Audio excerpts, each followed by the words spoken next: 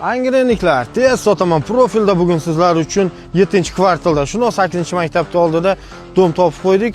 Domimiz 3 etajli dommi 2-qavatida joylashgan.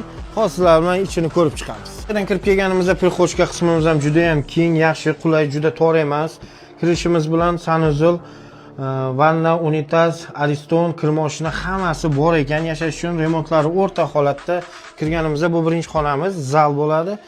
Zalimiz ham keng, yorug', yangi remontdan chiqqan ekan. Bu uyda yaqinda oila qurgan kelin-kuyovlar yashagan ekan, ularga qilib berishgan ekan. Ikkinchi xonamiz Ispaniya xona bo'ladi. Bu xonadagi ko'rib turgan hamma mebellaringiz ham shu yerda qolar ekan. Remontdan yangi chiqqan, o'rta holatdagi remont bo'lgan. Bemalol ko'rib, yana kelishasiz egalari bilan. Ikkinchi xonamiz detskiy xona. Hozircha farzandlar bo'lmagani uchun mehmonxona qilib qo'yishgan ekan. Bu yoqda kladovkamiz bor. Kladovkaga ancha narsalar ketadi. Uyda holatini ko'rib turibsizlar. O'rta holatda. Bu yoqda oshxonamiz. Oshxonamizda kuxonniy mebel, gaz plitani yangisi, xolodilnik, hamma jihozlari bor ekan. Balkonga chiqqanimizda balkonimiz ham yorug', keng, bu ham 6 metrli balkon. Bemalol bu yoqda ham joy qilib o'tirsa bo'ladi. Bu domimizning egalari barcha mebel jihozlari bilan 35 ming dollarga beramiz deyishdi.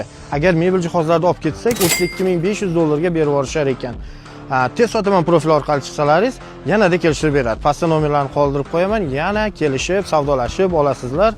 Bu videoni esa dom qidirib yurgan tanishlarga jo'natib qo'ying. Obuna bo'lib qo'yish ham esdan chiqmasin.